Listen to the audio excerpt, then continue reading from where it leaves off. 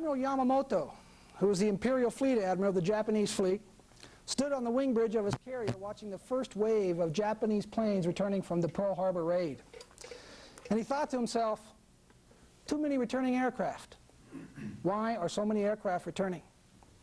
As the first pilots returned and reported to the bridge, they reported total devastation to the American fleet at Pearl Harbor. Yamamoto, a quiet, reserved man, listened to the excited talk of his pilots. He was oblivious to the cheering that was going on his wing bridge. He knew the game was going to change. He told his officers, "Today is a great day for the Japanese Navy. Enjoy the day, but today is also the day that we awakened a sleeping giant." Yamamoto continued to monitor the reports coming back from the first and second waves of aircraft. It was confirmed, and in his memoirs he says he could not believe it.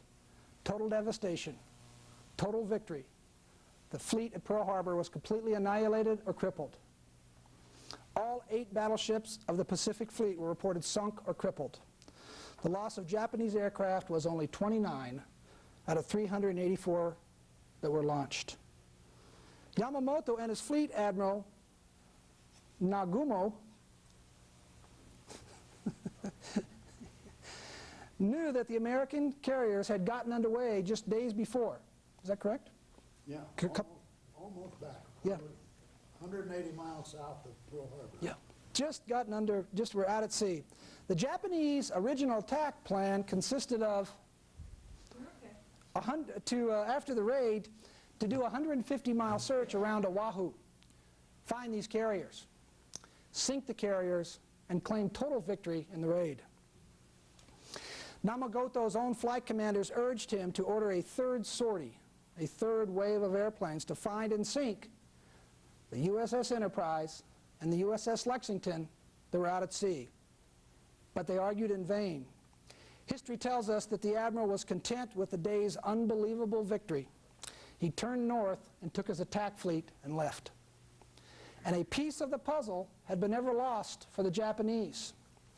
The Pearl Harbor Japanese attack fleet consisted of 6 fully loaded, fully trained veteran carriers. The U.S. Pacific Fleet had only 3 carriers, one of which was on the west coast, the Saratoga. The Enterprise and the Lexington were out at sea. They were ferrying airplanes and other munitions back and forth to Wake Island and another island. I couldn't find out where the other island they were headed towards. Midway. They were on their way to Midway delivering airplanes. Stan was there. Almost. War in the Pacific quickly proved that it could only be won by superhuman efforts. The manpower of America must build the mightiest Navy in the world, and the Navy was going to house one of the biggest air forces, the Naval Air Force. And that meant carriers. The decision to build carriers was not a decision that was agreed to by all those in the Navy. They still liked the idea of big, enormous firepower, the idea of large, massive battleships and cruisers and their enormous size and firepower was still considered at the time of Pearl Harbor and even a little bit after Pearl Harbor to be the backbone of the American Navy. The U.S. was to make a decision and a commitment that in historical hindsight won the war. As soon as Pearl Harbor happened, the powers went over what had happened and they decided to focus funds and philosophy on aircraft carriers.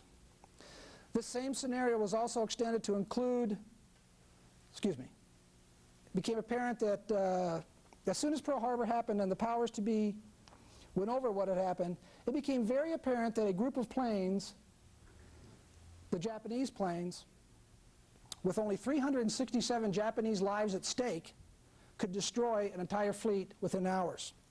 This same scenario was also extended to include that one plane could cripple or destroy one ship, causing thousands of casualties with only the sacrifice of one plane and/or 1 or 2 pilots. We built carriers. Funds were immediately refocused to complete the big fleet carriers that were currently under construction, and the development of the task force idea and philosophy became the rebirth of the American Navy. Task force idea was where you had carriers or a carrier-centered, other ships performing different functions surrounding these carriers. Back then they were huge task force. Now task force is usually built around one carrier. Back then there were several carriers and all ships around them.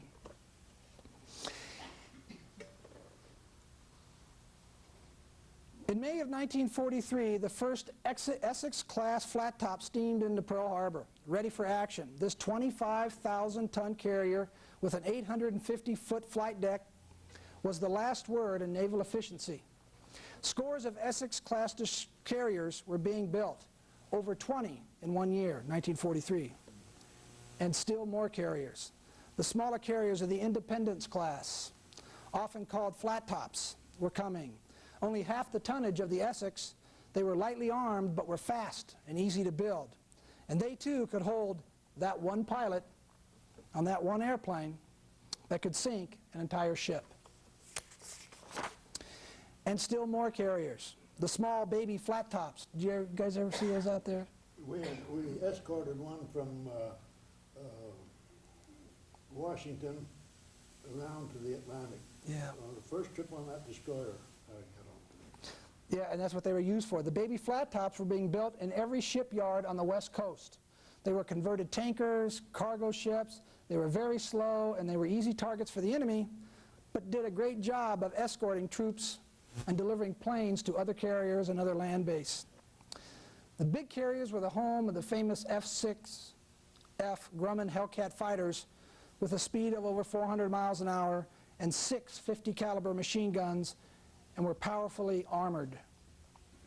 This was the direction of the American Navy and their strategy, and it won the war.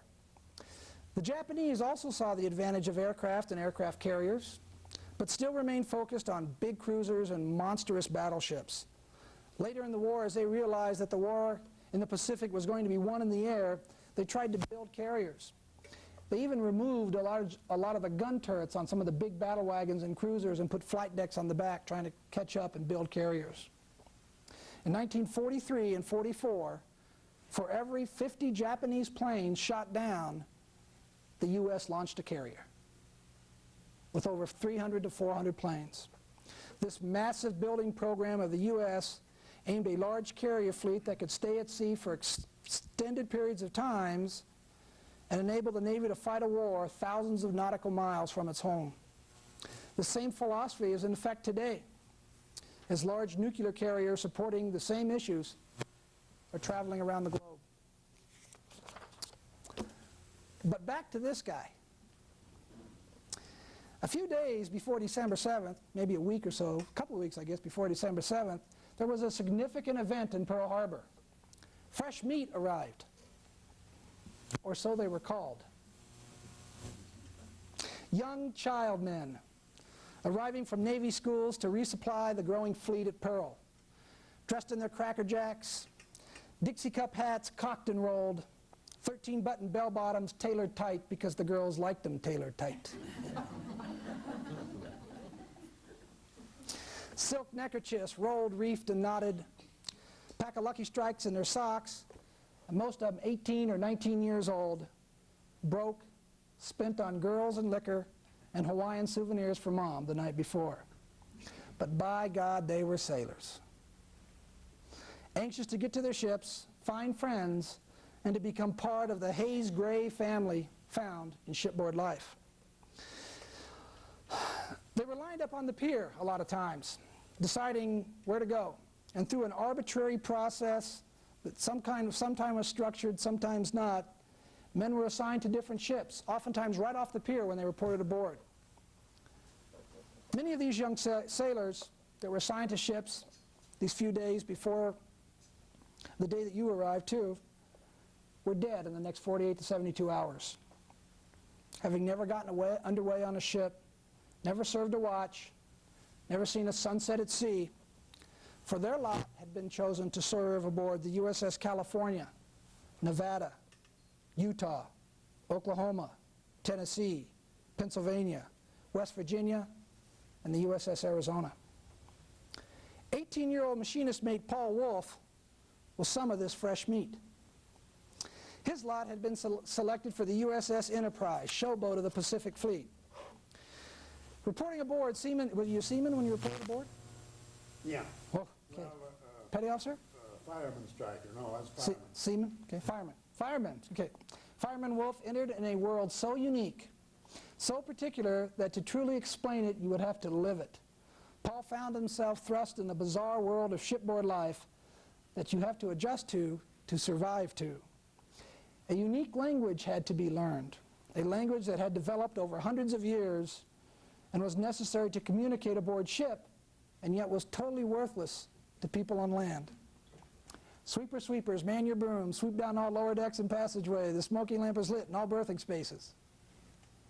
Floors became decks, ceilings were overhangs, walls were bulkheads, halls were passageways, doors were hatches, bathrooms were heads, showers were spitters. Cafeteria was called the mess or the galley, stairs were ladders, coffee and donuts were called gee-dunk. The speed of a ship was kept in knots, time was kept in bells, and writing was kept in logs. Food for the crew was given out by, who was the guy that gave the food out? The guy that popped it out of the hole in the bottom. What do you guys call him? Like the supply guy that handed up the food? Where's my chief? Oh, mess cooks. Mess cooks. But they had a special name for the mess cook that handed the food out of the hole. Do you know, Chief? Called Jack of the Dust. That's what they call him. Still call him. Yeah, Jack of the Dust. Go see the Jack of the Dust. Time off was liberty. Bad sailors went to mast and then they went to the brig. Kool-Aid was called bug juice. Beds were called racks, different names. Trees was the top rack. The middle rack was the rack, and the bottom rack was the pit. That's how you found somebody. A drinking fountain was a scuttlebutt, and scuttlebutt was rumors and information. Snipes, like the firemen here, were sailors that worked and lived below decks. Paul lived above decks. Oh, you worked above decks. Repair party? Well, that was my general quarters station. Yeah. But I worked below that. Did you? The word tattoo. Everybody thinks a tattoo is on your arm there. The word tattoo was always passed 10 minutes before lights out and taps on a ship. If you're on a ship, 10 minutes before lights go out, you hear tattoo. Someone passes the word. You triced up your rack in the morning. You picked it up so they could sweep under it. You either stood a mama's watch, which was a watch during the day because you didn't have to worry about sleeping, or you stood the dog watch, which was late in the evening, or you stood the mid-watch, which was midnight to 4, and you never got any sleep. And of course, life vests were called Mae West. And if you were the new guy on board, you had to be careful not to be sent to the forecastle of the ship, which was the front of the ship, for the mail buoy watch,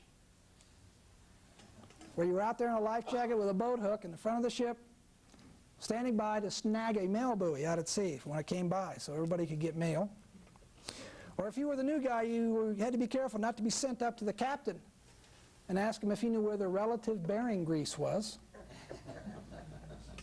Or sent to the officer's wardroom seeking 5 feet of fallopian tube.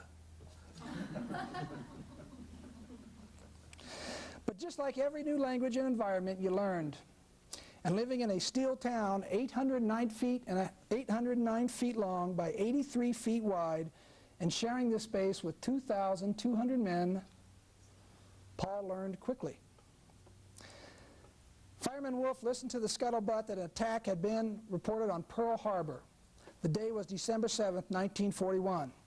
I'm going to take some liberties here and correct me if I haven't done that already. His ship was supposed to be in port on December 7th, 1941. Supposed to be there. But rough weather and refueling tin cans, destroyers, delayed the Enterprise and our guest from arriving on the morning of December 7th, 1941. The Big E was to steam and fight in some of the greatest battles in the Pacific campaign. Huge gaping bomb craters were blasted and repaired within hours so the carrier could land the planes that had launched earlier that morning. Men were killed every week in accidents and from combat. The ship lost over 100 pilots, with large numbers of the ship's crew being killed by bombs. Over 87 burials at sea. The life of a sailor on board this carrier was filled with intense moments of terror and intense moments of boredom. Never knowing if the day would bring the Japanese fighters to sink and kill your home, or it might bring at night the torpedo that would send you to the bottom of the sea. But men survived, they did their job, and they lived with little or no sleep, little or bad food. This sounds like you, Charlie. But just like Charlie and Paul, willing to sacrifice it all to save a friend, to save the ship, and to save a country. Are there any questions? Yeah. Who were the big corporations that made the aircraft carriers? Kaiser. I don't know, Kaiser Shipbuilding. Anybody? Bethlehem Steel. Yeah. Kaiser built a lot of the, Kaiser was famous for the Liberty ships, cranking those out in San Pedro and AAA shipyards in Oakland, things of that nature. I've got a book, I don't know if the question was going to come up, but it tells you where all the ships were made up until 1942. Yeah, yeah. Numbers of the ships and where they were built. Who built. Anyway, living on a ship, as you can tell, you know, I'm a Navy man, so that's why this lecture is so much more interesting than Charlie's was last week. But if we could, let's take a quick break, and then when we get back, we're going to haul this fireman up here and see if he can walk back over 50 years to the deck of the USS Enterprise and tell us how was he so lucky not to be on that ship December 7th in Pearl Harbor. So let's take a quick break here. And I got in the Navy in March of '41 and went through boot camp. And then I went through machinist school. And right after that, I was transferred to Hawaii. We went over on a oiler, a tanker. And when we got to Pearl Harbor, they put us on the Lexington, and there was 50 of us in the draft. And officer on the Lexington says, well, 25 go to the Enterprise. Who wants to go to the Enterprise? Nobody moved. So he says, okay, you stay here and you go. So that's how I got on the Enterprise. I might add, when we left machinist school, they asked us what kind of a ship we wanted. And I put down the West Virginia. And the first time I seen the West Virginia was when we came back. We left right after I got on the Enterprise, took fighter planes to Wake, and then when we come back on December the 8th, it was the first time I seen the West Virginia in the bottom of Pearl Harbor. So we were 180 miles southwest of Pearl Harbor when they attacked it. And when they got the word that Pearl Harbor was being attacked, we thought it was some admiral having a big drill. So we went to general quarters, but in the meantime, they had sent some planes off the ship to get our berthing space and bring back the mail. Because, you know, 180 miles, that's still about 10 hours. And when some of the planes come back shot full of holes, well, we kind of believed that it was a raid. So we pulled in, we fueled the destroyers, and pulled in the evening of the 8th. And they put a tanker along one side and supplies on the other side, and we worked all night supplying the ship and left the next morning. And we was out just patrolling around Pearl Harbor. And I guess we did actually find a couple of submarines that the plane sunk. But gee whiz, we had reports. I mean, there was planes and, I mean, submarines and torpedoes flying all over the place. So anyhow, we made it back to Pearl Harbor. And our thing around Pearl Harbor there lasted about, let's see, Wake, December 8th. We got back in the 13th. We left the 9th and got back in the 13th. And we left the 16th and got back in the 19th. And then on February the 1st, a lot of people don't even know that we raided the Marcus and Gilbert Islands that were Japanese held. And they actually landed troops on the island. And one of the reports we got was that our troops had run the Japanese off of a hospital, painted the American flag on the hospital, and then withdrew about the time the Japanese planes come and bomb that hospital, and the Japanese were back in it. Well, and then in February the 24th, now that wake, martial law was February the 1st. Then we refueled, and on February the 24th, we raided Wake Island, and then on March the 4th, we raided the Marcus Island. I guess just to let them know we were still out there somewhere. And then April the 18th, we escorted the Hornet that had the B-25s on the flight deck. They couldn't fly their own air patrol. They couldn't take a plane off of that thing. So we escorted them and flew cap, you know, and observation and scout off the Enterprise. Why couldn't they get them off the Hornet? Pardon? Why couldn't they get them off? Well, because the B-25s were so big, parked on that flight deck, there just wasn't room to even get one up there. I don't know if you've seen pictures of them, but that was the reason. There just was no room left to take a plane off there.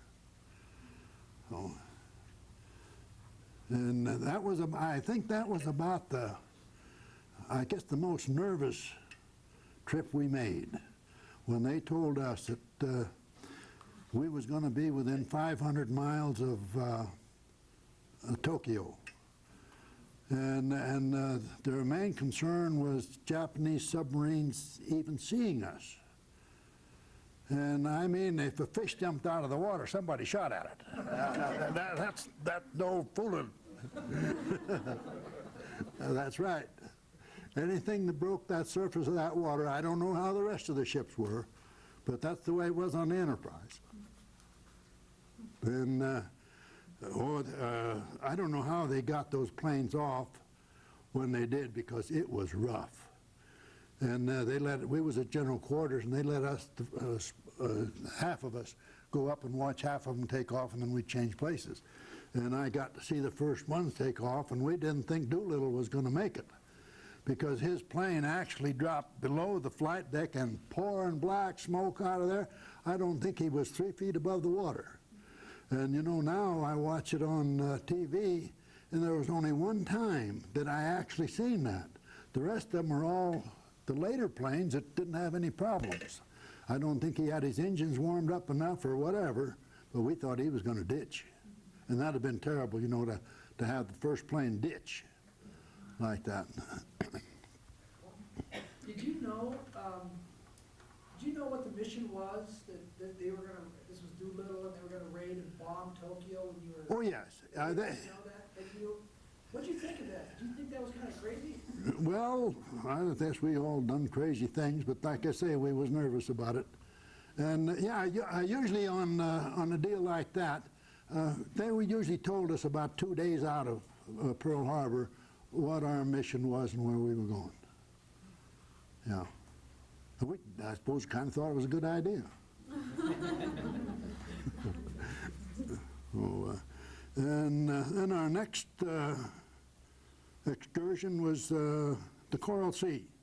The Lexington got sunk, and we were a day too late to get into that battle at all. Well, now that I know that they had broken the Japanese code, well, now I realize why we were really steaming on to get down there in time, you know, because they knew the Japanese carriers were down there. But that's afterthought. We didn't know it then, but we do now. And then on June the 4th, 5th, and 6th was the Battle of Midway. I think we had a little a little help from upstairs there. On these other battles, or these other, our executive officer didn't have anything to do, so he was on the PA system telling the rest of the crew, you know, that was below decks, just everything that was going on. And that's what he did at the Battle of Midway. And the trouble there was, the planes from Midway had spotted the Japanese fleet, but nobody would tell us where the heck they were.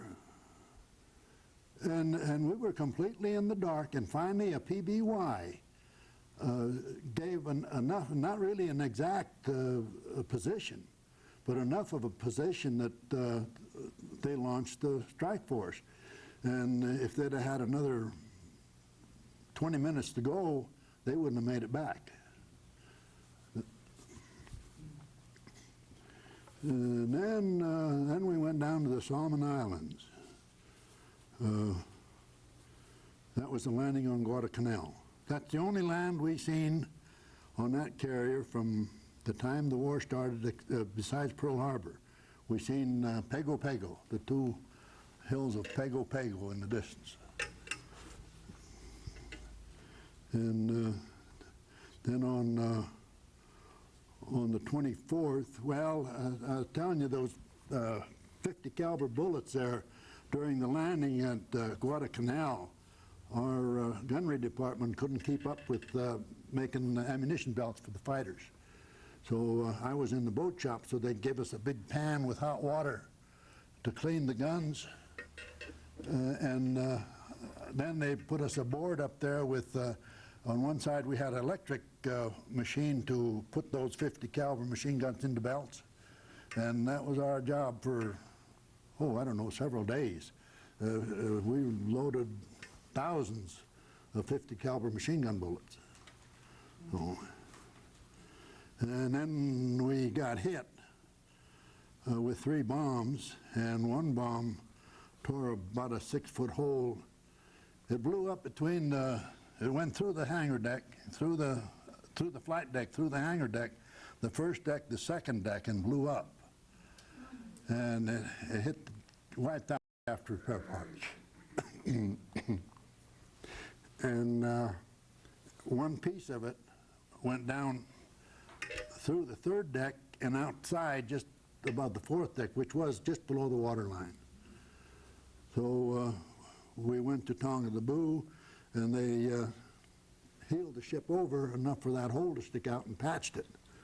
And it took them 3 days to unload the bombs and ammunition that we were riding on.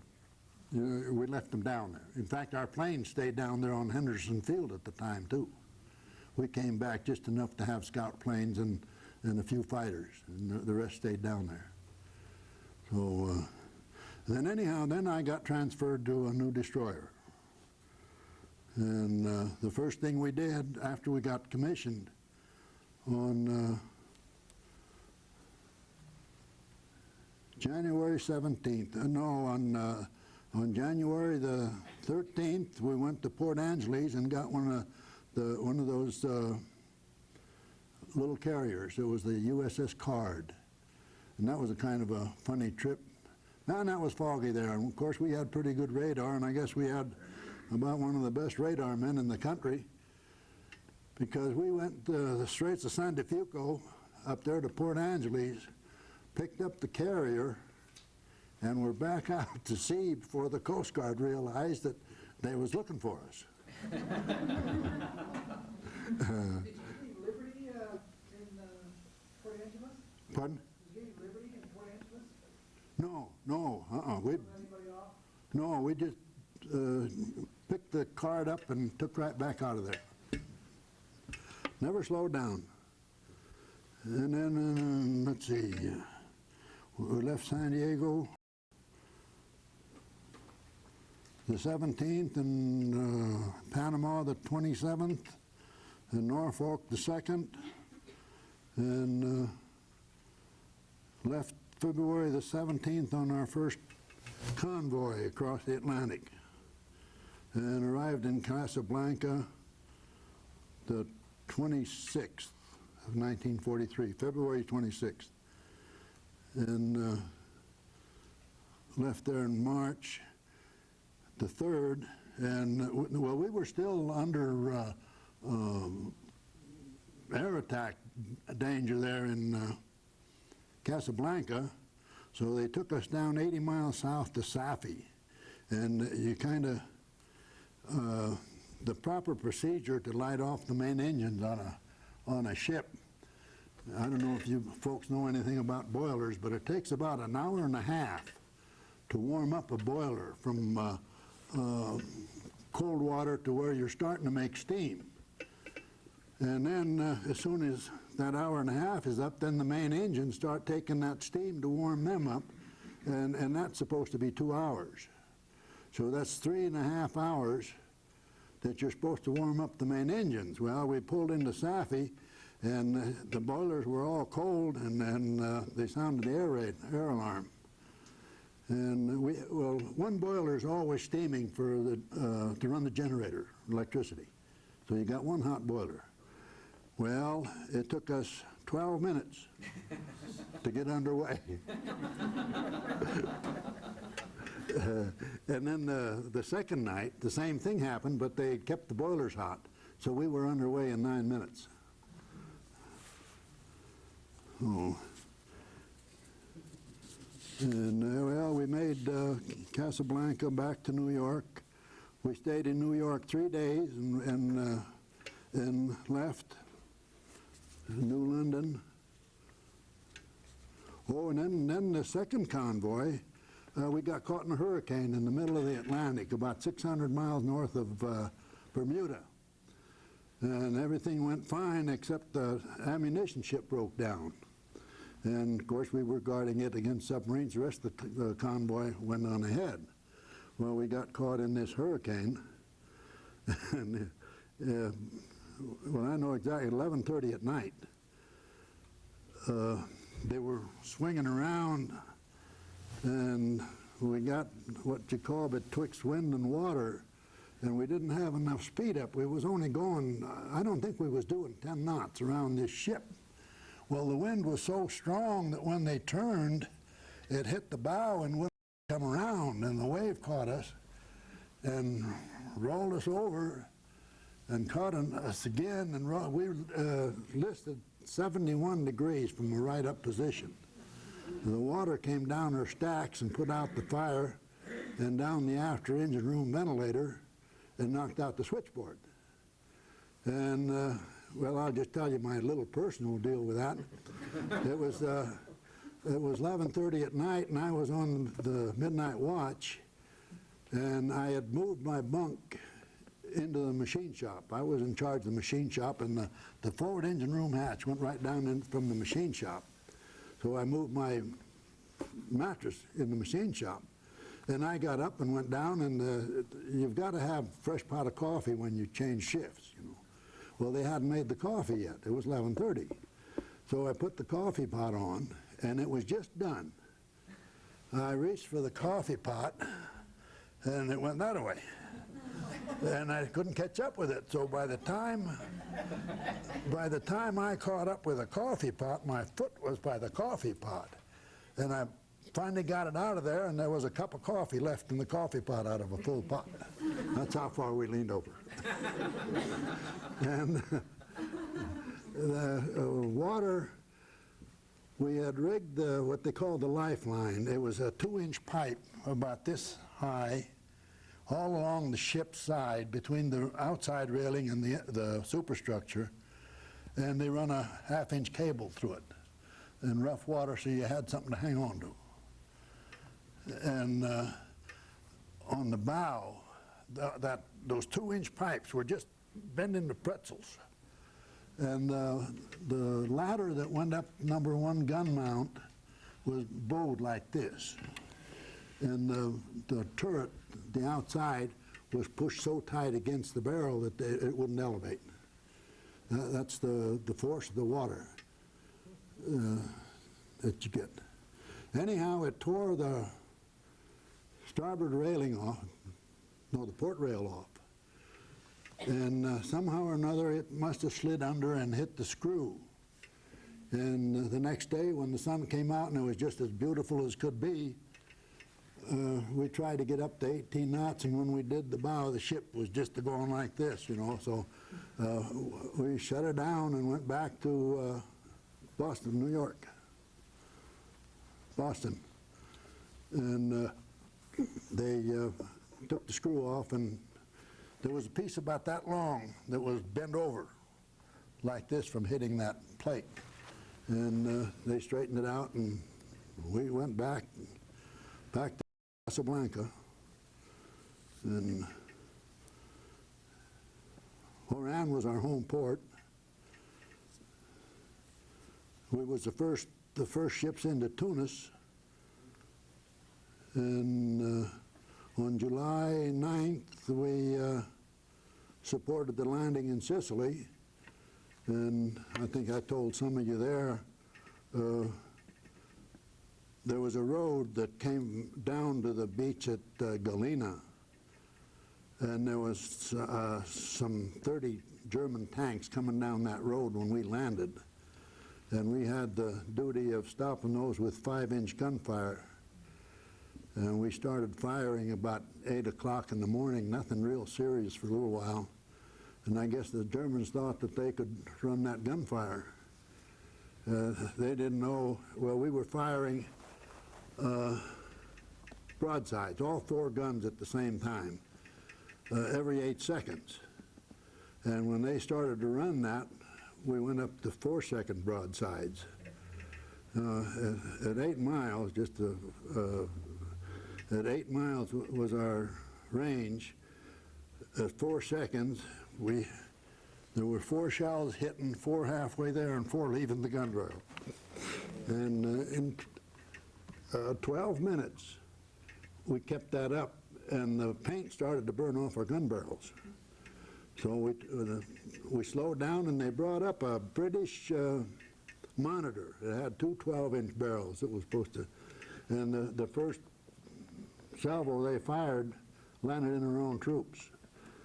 So, well, in that time, you see, it was about probably 5 or 10 minutes that we hadn't fired.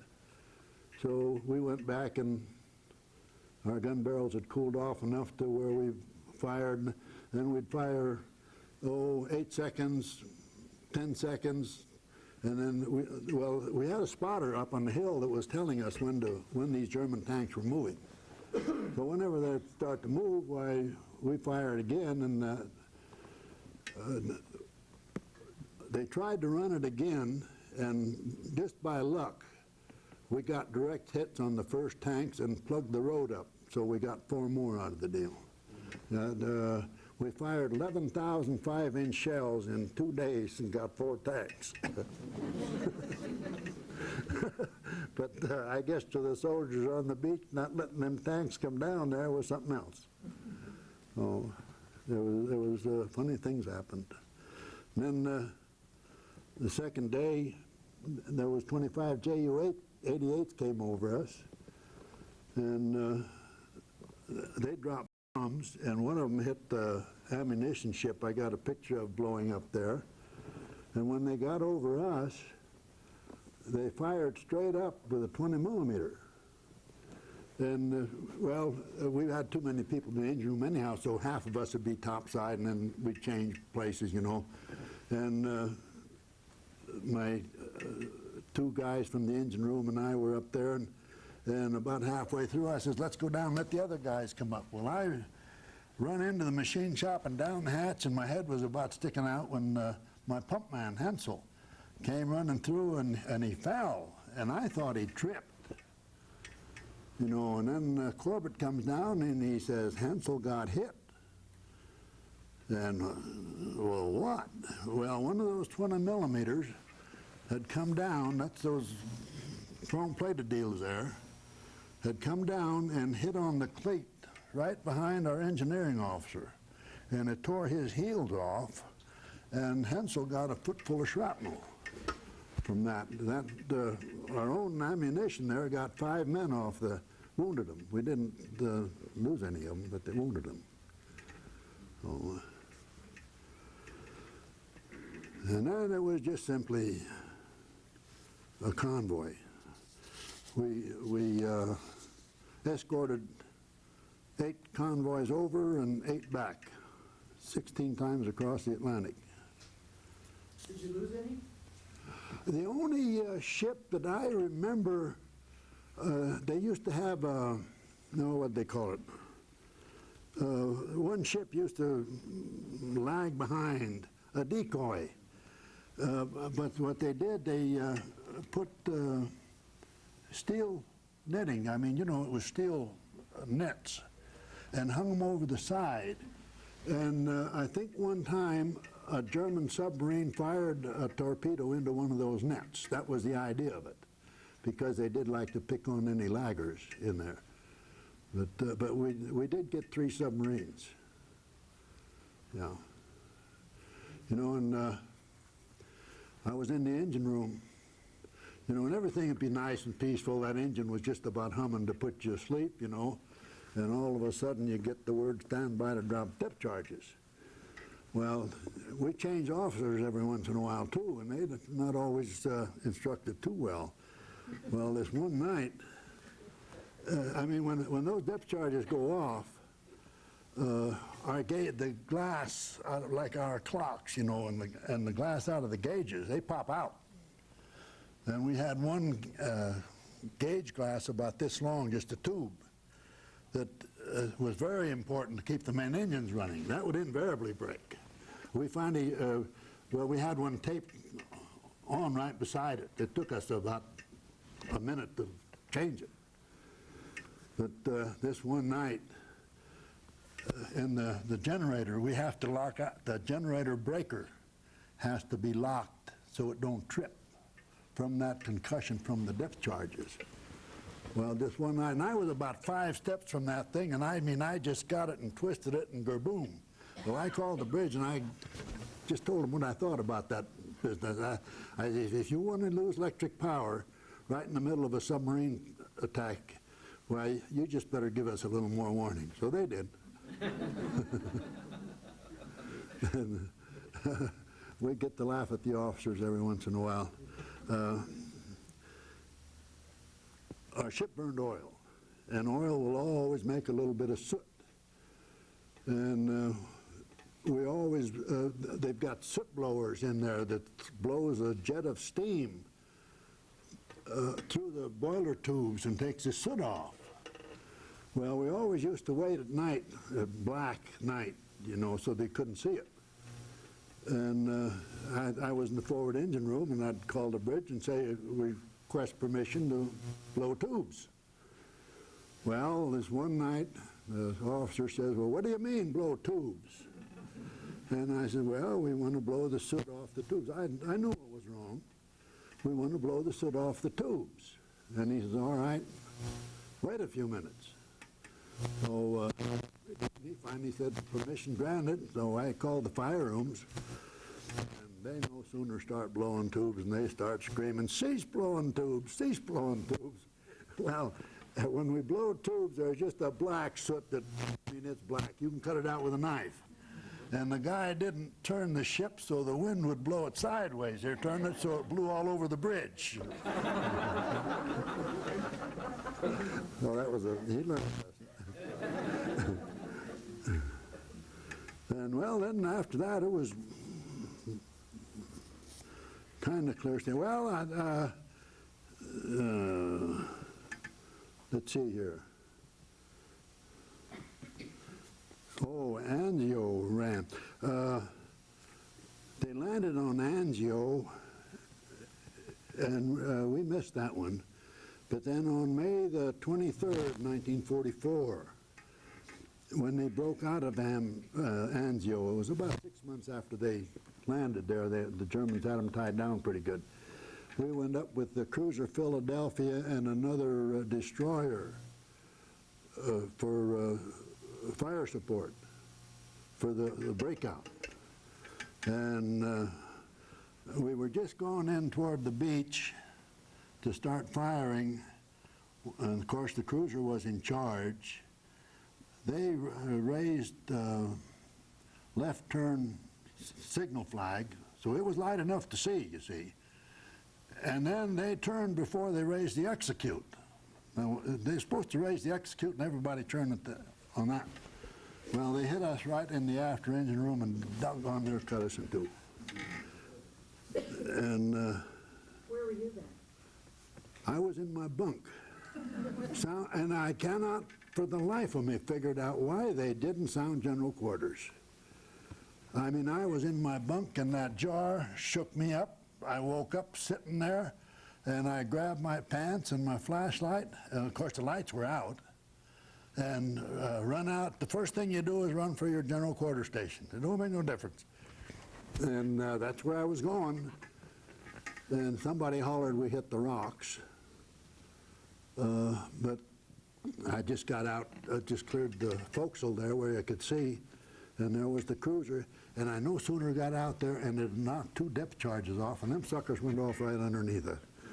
You know, our main deck was about that far out of the water as it was. They backed off, and so that was quite an experience.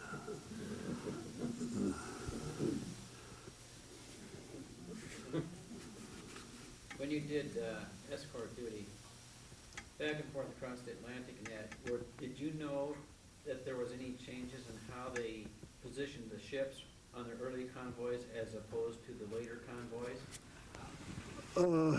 No, not really. I don't even exactly know how many destroyers we had, but we had about 40 merchant ships, cargo ships with a convoy, and I think about maybe a dozen destroyers. But So you don't know if tactics changed as far as how they did a screen for the... yeah, I don't know. I mean, you know, as long as I kept the engines running, why, that was... Really? Yeah.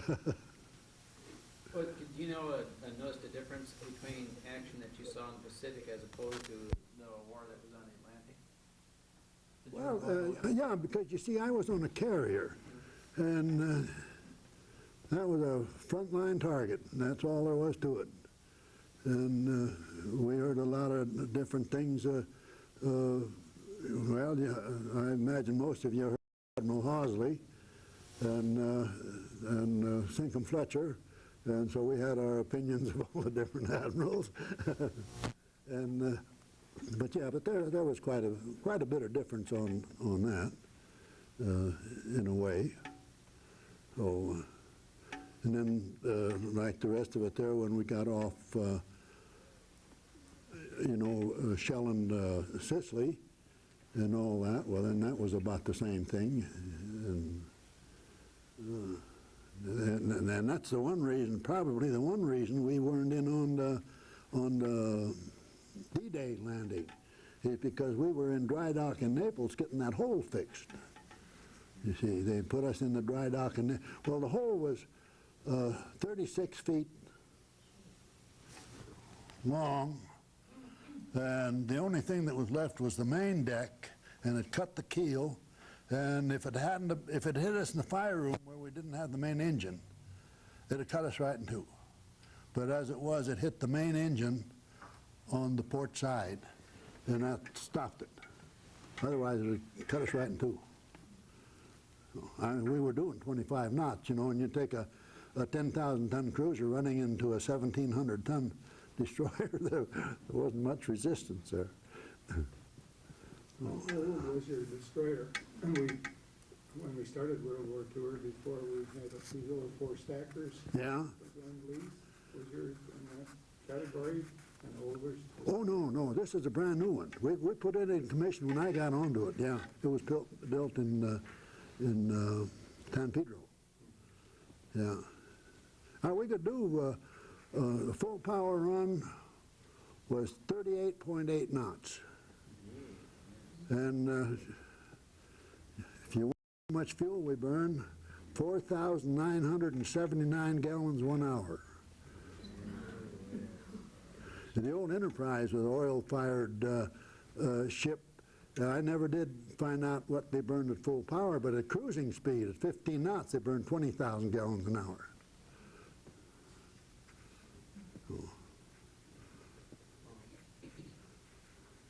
What class was the USS Lob, a destroyer? Bristol. Yeah. Did you have single 5-inch mounts, or were those twin 5-inch mounts? No, they were all single, 4 single. Yeah. You mentioned that one of your jobs was being in charge of the machine shop, and then you were in the boiler room. Yeah.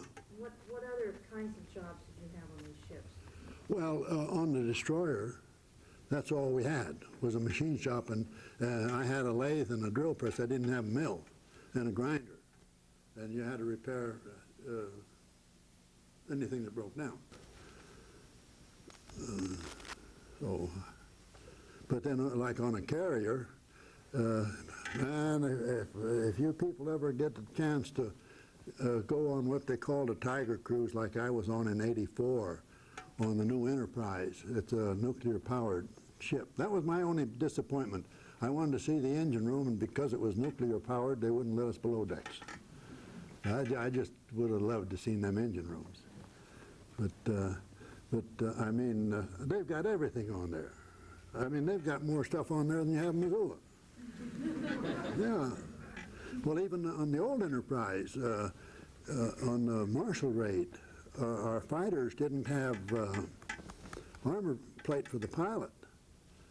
And of course, they're in the battle of when the Lexington was sunk. They knew the Zeros could just outfly them.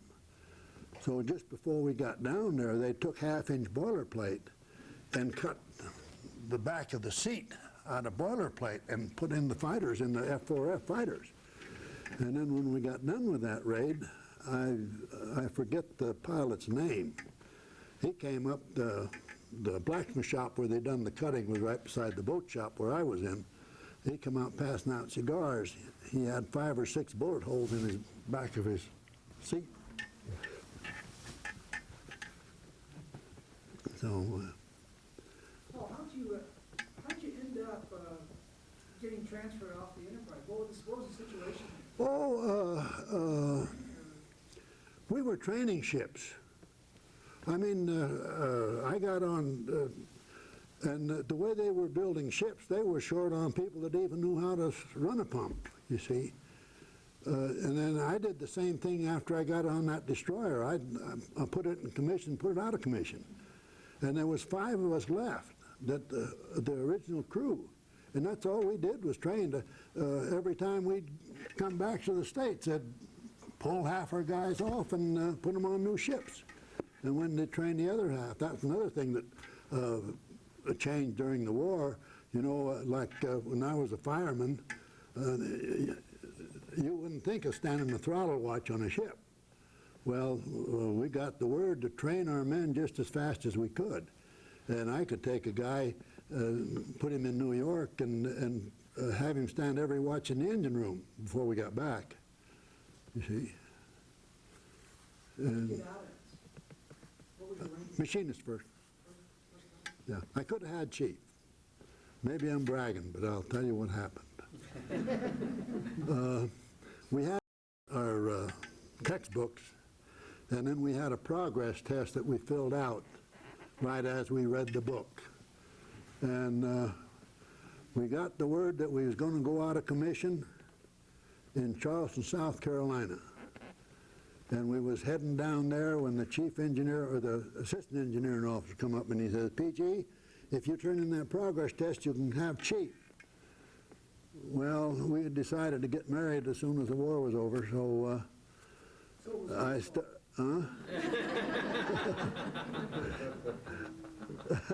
so I said, well, sir, right now I'm senior first class aboard this ship, and I'm going to be the first one transferred, and if I make chief, I'll be the last one transferred. So I took that. I had 3 questions left to answer in the back of the thing. I took it up and tore it up.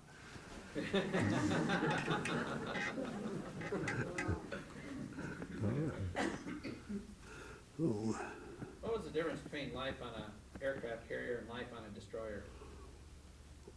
Actually, I like the destroyer better because, I don't know, you've got to learn more guys, you know, and it was, well, something I didn't mention there, on the landings at Guadalcanal, we run out of food, and on the way back, we ate cheese and beans, and they kept big bolognas for Sunday dinners. And that's where we got introduced into powdered eggs. And one mess cook got, This hand got smart and he wore his gas mask while he was serving them powdered eggs, and they threatened to court-martial him. And that happened to us on the first trip over on the destroyer, too.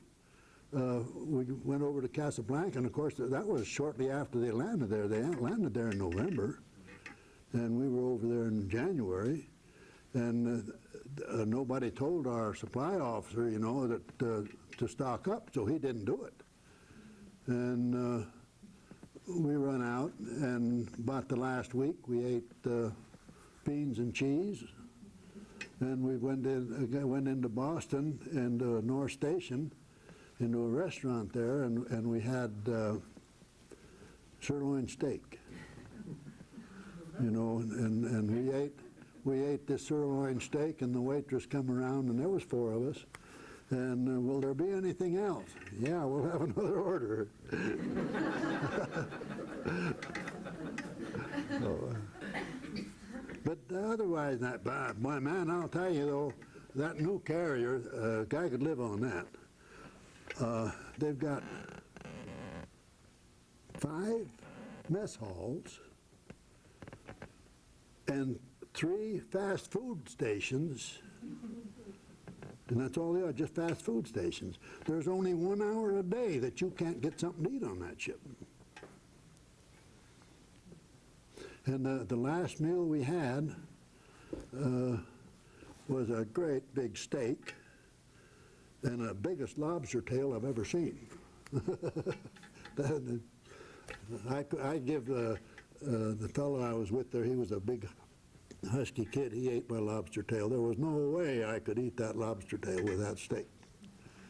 So, maybe I'll go back in sometime. Well, you know, here a few years ago, I told the wife, by golly, if they ever send me another one, I kept getting a card, join the Navy and see what the Navy can do with you. I said, by golly, if I get another one of them, I'm going to go down to the recruiting station. Paul, where were you on DE Day? Were you at sea, or remember? VE? Yeah. Victory in Europe Day. Oh, yeah. Of course, the Germans had surrendered, and we used to have 4 torpedo tubes on, or 5. They took us into Boston right after the Germans surrendered, took the torpedo tubes off, loaded our whole top side with 40s and 20s, just as many as they could get on there, and we had went down. There's an island off of Cuba that the Navy uses for target practice. We went down there to try out all this new stuff, and we were in Guantanamo Bay when they surrendered. If it had been another week, well, we'd have been over in the Pacific.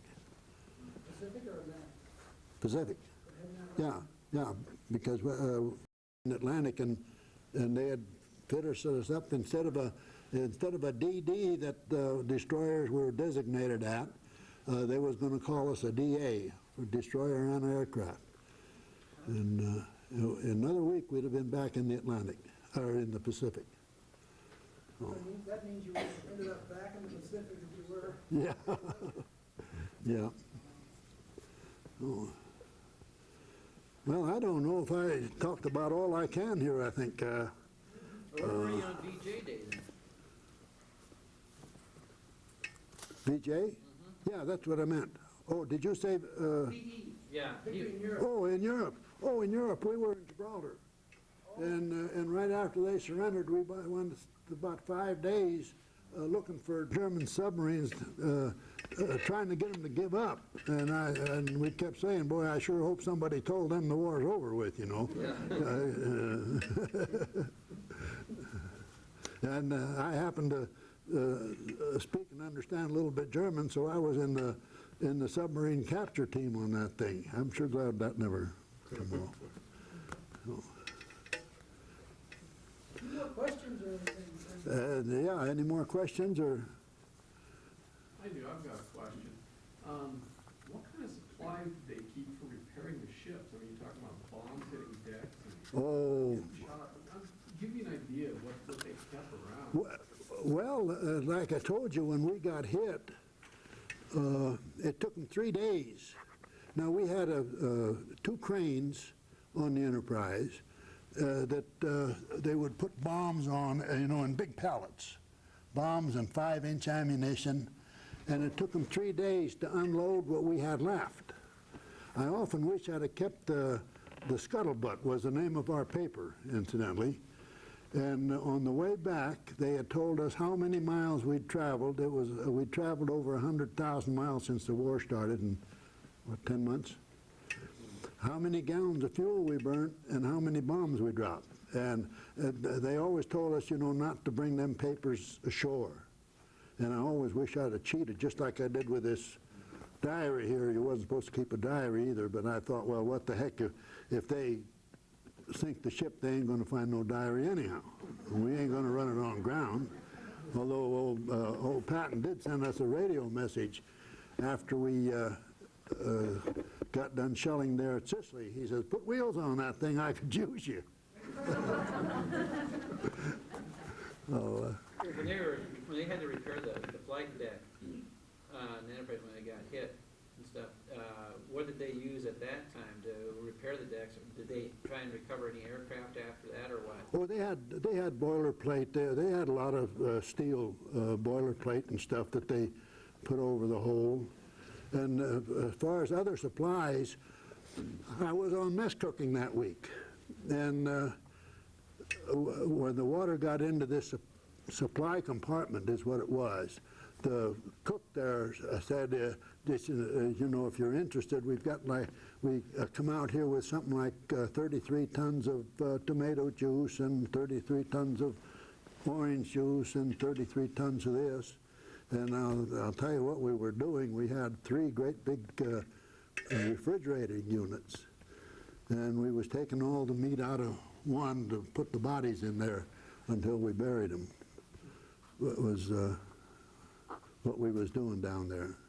By then they had put planks between the ribs of the ship and put planks and stuff, and then shoved mattresses and stuff down between that and the side of the ship to keep the water out.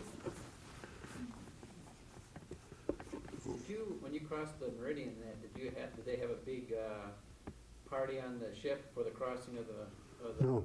meridian? No, I crossed the equator twice, and old Hosley and Captain Murray, no celebration. It distracts too much.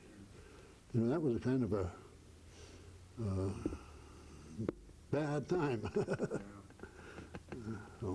Paul, when you said the Lexington was sunk at the Battle of Coral Sea, Yeah, you guys missed that by a day, right? yeah. I know this is pretty specific, but do you remember that day that when you guys found out that your sister ship had been sunk? Well, it's not a very good feeling. Yeah. Boy, and the bad part about it was, gee whiz, we only had, I don't know, well, there was only 3 carriers in the Pacific. See, and then we lost it. And Yorktown was damaged, you see. And then just before that was the only time we spent much time in Pearl Harbor, and they had put us in dry dock to scrape our bottom, because that slows you down now. It can slow you down 10 knots real quick with all them barnacles on there. And they painted it, and they had it all painted when, I don't know how the fire started, but it burned about a third of that front end, all new paint burned off of it. So then they said, well, you got to get it out of here because the Yorktown has been damaged and she's coming in. And then while the Yorktown was being repaired, we were out practicing. That's the only time I seen our dive bombers in action and seen the cruisers fire shells at targets, And well, I'll tell you. Always below decks, right? Yeah. And you wondered, them dive bombers, you would have swore that they was never going to pull out of that dive. I mean, they was everything but straight down. And the cruisers, it's hard to believe that a 8-inch projectile, I forget how much they weigh. I think a 6-inch was 300 pounds. I don't know what, but they actually ricochet off the water just like a rifle bullet will. I mean, they'd shoot them things when they come down and then they'd peel off into the distance. Did you ever see the Helena? I don't know. I don't know. One bad thing about that book I've got home, the Big E, the most decorated ship in World War II, have you seen that book? I wish they would have been a little more specific as to what the whole task force consisted of, but they didn't always mention all the cruisers that was with us. Paul, what was the attitude of the sailors on the Enterprise after Pearl Harbor? Was it similar to Yamamoto, who felt that the Japanese had awakened a sleeping giant? Was the Americans feeling, one, that it was just a question of time before the tide of the war would turn? Well, I think we were a little worried. You know, when you're facing 6 aircraft carriers with 3, and then what do we have? 2, 3, 4, 5. We only had 6, I think. And one of them was the old Langley, which was a pretty small one. Anyhow, I was kind of worried about pulling out of that. When did that attitude and feeling change amongst the sailors on the ship? Well, I don't know. I imagine about the Battle of Midway was pretty much when we figured we could do it. Were you aware of the war effort going on when they took over all the factories and started building the ships at such high speed? Were you aware of that? No. That was one thing. Well, everything was so strict. We couldn't write home and tell them what the weather was. You know, all you could do is say, "Hi, I'm fine. How are you?" You know, you couldn't tell them where you've been and what you've seen or nothing. And like I say, you couldn't even tell them what the weather was like. And so you didn't get that kind of news about No. what was going on? I was going to ask you that too. Exactly what, were your letters censored, or you just had orders that you couldn't write? I mean, did anyone actually read your? I didn't do it. Did anyone actually read your mail? To see Yeah. it? Yeah, they did. Oh, Yeah.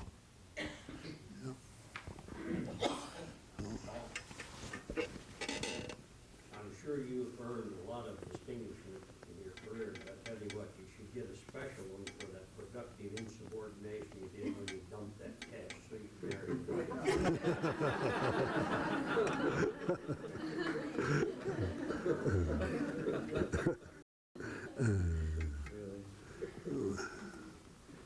That must have been pretty terrifying, though, or I guess it kind of goes with the territory, but being below decks when you're under attack, ship. I can't imagine being inside, locked up in a tin can or anything like that, and being under attack. It never bothered me. I know a friend of mine was on a destroyer in the Pacific, and he said, "You wouldn't get me below decks." He was a second gunner on a 20-millimeter mount. I would have dearly loved to have got a hold of one of them guns and do a little shooting myself, you know, but because I just like guns, I've hunted and all of that. But and I could have, but I don't know. I just liked engineering. I liked engines, and. What were the changes you saw in engines and in ship engines?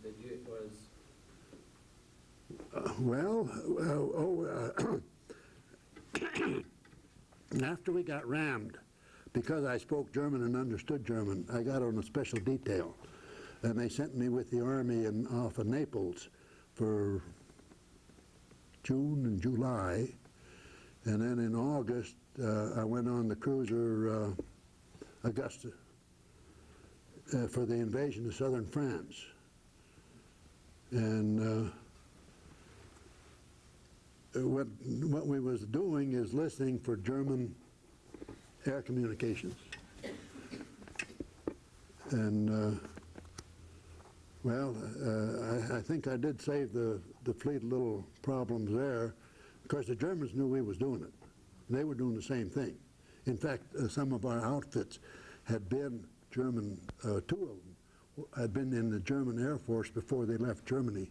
You know, one of them said he was an 8th Jew or something, and they was starting to harass them, so they left. And well, they taught us, you know, that a lot of times when a flight of airplanes will take off, they'll just push the mic button and it'll make that carrier sound. Well, I was sitting there dialing, and I picked up, on one station, I picked up 5 of them. Well, and they told us, don't worry about if you're wrong.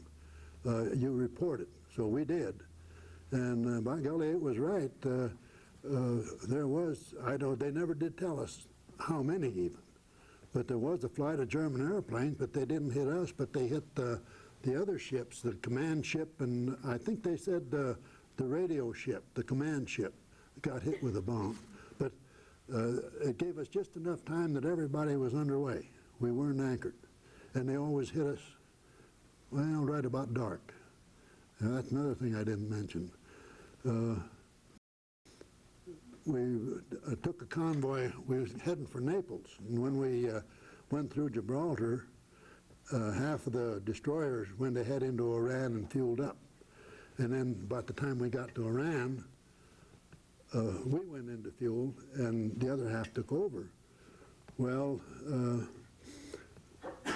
there was a cement quay, a very poor harbor, but they did have a cement quay out there.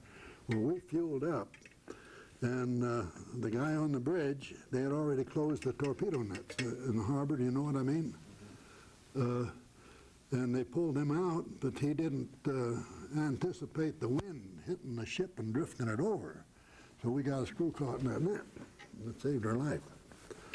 It took us about an hour and a half to get that screw off of there, and we were just about ready to catch up the Beatty, destroyer Beatty, had taken our lead position in the convoy, and it was just dark.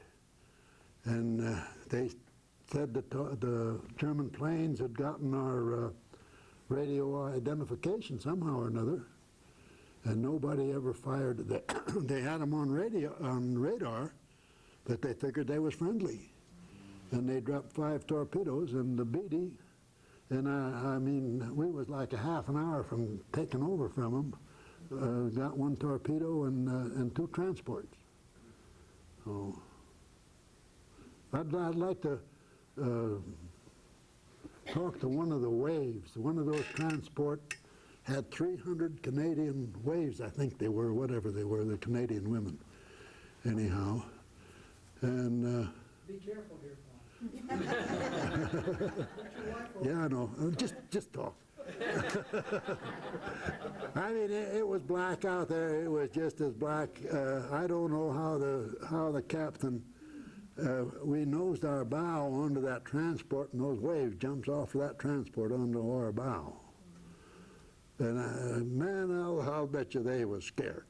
I mean, I would have been.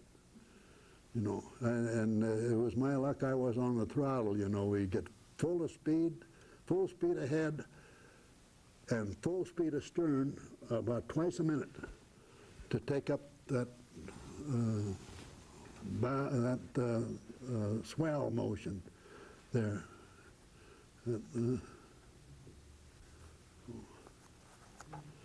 Can I ask your wife a question? Yeah, sure.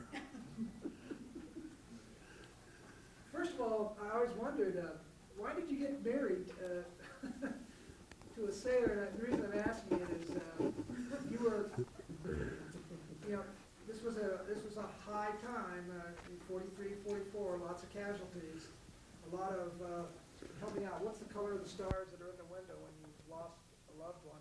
With gold? Gold? Gold star. Did you worry about that? Or did you just never knew where to go? Well, the war was just about over, according to what we heard. I met him in '43 when he came into Boston through a friend of mine. He was also on the same ship as he was on. And he came, I was his blind date. And 44, we got engaged, and that's when he was on that special assignment. So we were engaged a whole year. So I worried about him then because I didn't know what he was doing. Nobody could say anything. And then in 45, we got married. And by then, he was still in the Navy, but he was about ready to get out. Do you think he knew the answers to those last 3 questions? I was asking your wife if she thought you knew the answers to those last 3 questions on the test. I guess he did. Yeah, I probably did. I probably did. Yeah. Paul, how did you know so much German? I was born in Germany. There's a story here, I guess. How did you feel when you were getting transferred off the Enterprise and ended up knowing you were going to be? Well, I'll tell you. Your mom and dad, were you were first generation American? Oh yeah. We came from Germany in 1927. I was 4 years old, and I didn't know, just 4-year-old German. And Dad told me there, about the time we figured we was going to get in the war. He said, I wish you wouldn't volunteer to go over to Germany and fight, but if you're drafted, this is your country. That's what I told the Admiral when they was going to put me on this new assignment. I had to go up and, let's see, Admiral Clay was his name, and that's one of the questions he asked me, and that's what I told him. So. Did you speak German at home? Yeah, we did, and see, we settled around Billings.